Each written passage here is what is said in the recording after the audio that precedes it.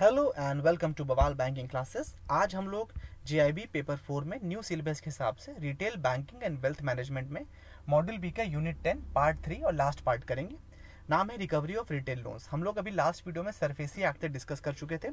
इस वीडियो में हम लोग डिस्कस करेंगे डेब्ट रिकवरी ट्रिब्यूनल्स के बारे में, यानी डीआरटी।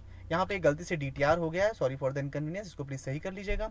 डेब्ट रिकवरी ट्रिब्यूनल्स जो क्या होते हैं, ये अपेक्स बॉडीज होते हैं रिकवरी इश्यूज को सॉर्ट आउट करने के लिए, फाइनेंशियल इंस्टीट्यूशंस रिलेटेड जो भी होते हैं उनके लिए। ठीक है, डेब्ट रिकवरी ट्रिब्यूनल्स यानी डीआरटी जो होते हैं, ये बेसिकली फाइनेंशियल इंस्टीट्यूशंस को हेल्प करते हैं जिनकी उनकी रिकवरी क्विकली हो सके और एफिशिएंटली कुशलता के साथ हो सके।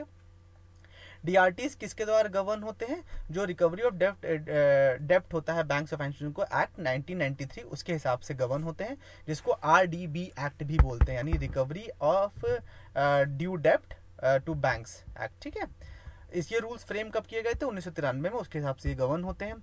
After the enactment of SARFAESI act, borrowers जो है अब वो फर्स्ट एप्लीकेंट बन जाते हैं इसके बिफोर द डेब्ट रिकवरी ट्रिब्यूनल। ठीक है, पहले ऐसा नहीं था। पहले सिर्फ और सिर्फ लेंडर्स जो थे, मतलब जो लोन दे रहा है वो सिर्फ डीआरटी सिर्फ वो लोग जाते हैं, लेकिन अब सरफेसी के बाद उल्टा हो गया है। सरफेसी के बाद बोरोवर्स जो है वो लोग भी डीआरटी जा सकते हैं, क्योंकि ऐसा होता है ना, सरफेसी एक्ट से आपको कोई दिक्कत है तो आप डीआरटी में जाके क्लेम कर सकते हो उस चीज़ को। ये प्रोसेस होता है जब सरफेसी, और आगे डिटेल में पढ़ेंगे तो हम इसको डिस्कस करेंगे। Before moving any further, I request you to please pause the video and go through the copyright disclaimer that this video is for educational purposes only. Also, I request you to please subscribe to the YouTube channel, that is Bawal Banking Classes.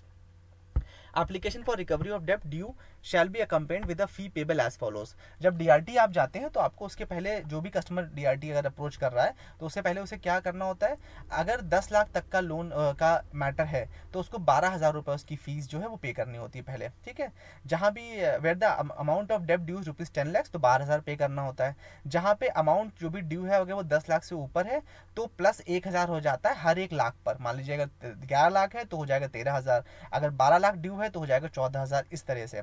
और ये जो है ये maximum कितना जा सकता है? Maximum जा सकता है 1,50,000 यानी 1.5 लाख रुपए तक की जो फीस है वो।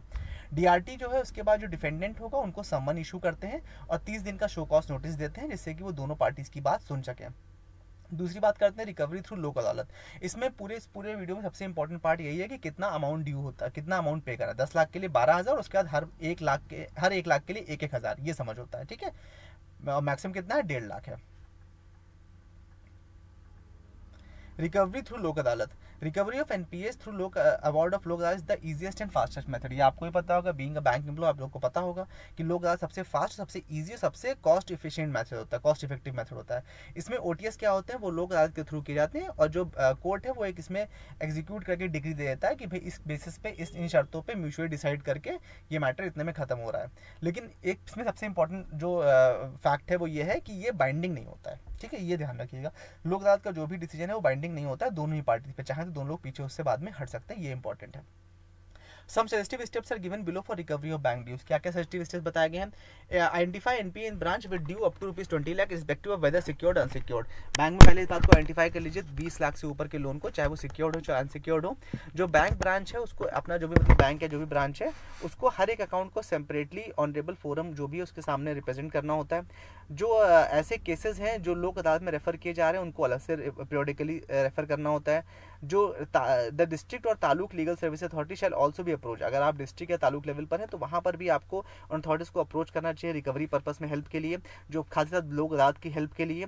बैंक्स जो हैं वो भी लोक अदालत ऑर्गेनाइज कर सकते हैं अपनी लोकेलिटी में। With the concern of the respective legal service authority the branch shall file petition separately for each account. अगर लीगल अथॉरिटीज बाकी परमिशन देती है तो आप उसकी कंसेंट के साथ में हर एक के लिए अलग अलग पिटीशन भी फाइल कर सकते हैं रिकवरी पर्पस के लिए। जो लीगल सर्विस अथॉरिटी है वो बेसिकली डेट ऑफ लोक अदालत फिक्स करती हैं और बैंक को इन्फॉर्म करते हैं। लोक अदालत जो है वो ऑर्गेनाइज करी जाती है और जो भी अवार्ड्स पास किए जाते हैं वो इवन हॉलीडेज पे भी किए जा सकता है, उसके लिए वर्किंग डेज की आवश्यकता नहीं है। जो कंसर्न्ड ब्रांच होगी बैंक की वो पर्सनली बोरोवर से कांटेक्ट करे, वो कन्विंस करे और उनको लोक अदालत के फायदे समझाए, जिससे कि वो लोक अदालत में आए सस्ते और कम से कम अमाउंट में अपना ओटीएस करवा लें, जिससे बैंक के लॉस एसेट्स कम हो सके और कस्टमर को पैसा बच सके। The branch manager has to take the permission of regional office wherever necessary with regard to propose term of settlement. जो ब्रांच मैनेजर है उसको अपने रीजनल ऑफिस या अपने जोनल ऑफिस से परमिशन लेनी होती है अगर कोई भी टर्म्स ऑफ सेटलमेंट है उसको अप्रूव कराने के लिए। लोक अदालत जो है वो उसकी डेट फिक्स रहती है और जो अवार्ड है वो भी दोनों पार्टी की कंसेंट से ही अप्लाई होता है। लोक अदालत जो है वो बेसिकली कोई judicial officer as a chairman उसको प्रिसाइड करते हैं, ये भी उसमें इंपॉर्टेंट चीज़ है। उसमें एक से ज़्यादा मेंबर हो सकते हैं, ज़्यादातर लॉयर और सोशल वर्कर इसमें होते हैं। The settlement may be made prudently under the following terms: down payment of awarded amount, जो जितने अमाउंट में भी पूरा मैटर फाइनल होगा उसमें कुछ डाउन पेमेंट देना होता है, एक वो चीज़ होती है। फुल पेमेंट जो है वो एक शॉर्ट ड्यूरेशन दी जाती है, ज़्यादातर 90 दिन का टाइम दिया जाता है, उसमें जमा करना होता है। जो फुल पेमेंट है उसको इंस्टॉलमेंट्स में ही पार्ट किया जाता है जिससे कि शॉर्ट ड्यूरेशन में इंस्टॉलमेंट के थ्रू भी वो जमा कर सके। The most important factor to be considered while deciding the cases at the Lok Adalat is the consent of both the party. सबसे इंपॉर्टेंट क्या है लोक अदालत में कि दोनों पार्टीज की कंसेंट होनी चाहिए, जो भी अमाउंट डिसाइड हो रहा है, जो भी टर्म्स ऑफ सेटलमेंट है उसके लिए, ठीक है। वो किसी पार्टी पे फोर्स नहीं कर सकते, ये पावर इस लोक अदालत के पास नहीं होती है। अगर मान लीजिए अवार्ड जो है वो अगर फॉलो नहीं करती कोई पार्टी तो उसके लिए कोई अपील भी नहीं कर सकता, ये भी एक शर्त है। While agreeing for a settlement, branch manager should ensure that a default clause if not settled fully as per the terms of the award the bank shall be liberty to recover the contracted amount incorporate in the award, ठीक है। अगर मान लीजिए terms of settlement नहीं finalise हो पाते हैं तो बैंक को पूरी रिकवरी करने का राइट रहता है। अगर मान लीजिए लोक अदालत कमिटमेंट जो भी प्रोसीडिंग्स हैं वो अगर ऑनर नहीं की गई तो भी क्या है, इसके केस में आप कोई भी सूट या कोई भी केस आप नहीं कर सकते, ठीक है, वो पैसा वापस हो जाएगा। और अगर पहले से कोई केस कर रखा है तो वो चीज़ अलग है। Recovery agents, when we talk about recovery of retail loans the first thing which flashes in our mind is the most dreaded recovery agents, ठीक है। तो रिकवरी एजेंट्स आप सब लोग जानते होंगे, सबसे जो भी कस्टमर्स होते हैं उनको भी रिकवरी एजेंट से बहुत प्रॉब्लम होती है। पब्लिक सेक्टर बैंक जो होते हैं वो रिकवरी ऑफ लोन के लिए अलग अलग स्ट्रैटेजीज अप्लाई करते हैं, कभी कभी वो रिकवरी एजेंट्स का भी यूज़ करते हैं। ज़्यादातर प्राइवेट सेक्टर बैंक और NBFC ज़्यादा इसका यूज़ करते हैं। RBI गाइडलाइंस क्या है रिकवरी एजेंट्स के लिए? एक तो RBI का जो सर्कुलर है, सर्कुलर नंबर 75, ठीक है, 2008 का सर्कुलर है, इसमें गाइडलाइंस दी गई हैं रिकवरी एजेंट संबंधित। तो क्या कहा गया है कि जो डिस्प्यूट्स हैं, जो लिटिगेशंस हैं बैंक से बहुत ज़्यादा बढ़ रहे हैं, इसलिए एजेंट्स को इन्वॉल्व करना शुरू किया गया था जिससे रिकवरी बेहतर हो सके और जो बैंक का जो रेपुटेशन है उसको ही बचाया जा सके, क्योंकि भाई आप अगर ज़्यादा लोन खराब हो जाएंगे तो बैंकिंग सेक्टर पर नेगेटिव असर पड़ता है। तभी RBI को लगा कि उसे अपनी पॉलिसी और प्रैक्टिस से चेंज करना चाहिए और रिकवरी एजेंट्स को इन्वॉल्व करना चाहिए जिससे कि रिकवरी बेहतर हो सके। Based on the feedback received from wide spectrum of banks the draft guidelines have been suitably revise. जो अभी गाइडलाइंस हमने बताई, डिस्कस करी, जो सर्कुलर 2008 वाला, उसमें कुछ गाइडलाइंस रिवाइज भी करी गई जो इंगेजमेंट ऑफ रिकवरी एजेंट्स के आगे बात करते हैं। बैंक्स को कहा गया कि वो अगर इन सब चीज़ों को फॉलो करें, कुछ शर्तें दी गई हैं, तो वो रिकवरी एजेंट्स एम्प्लॉय कर सकते हैं। एजेंट्स के लिए कहा गया है कि एजेंट्स इन गाइडलाइंस को फॉलो करेंगे और बैंक जो भी कंसर्न एजेंसीज होंगी वो उनको फॉलो करवाएंगी, ठीक है, जो भी गाइडलाइंस दी गई हैं।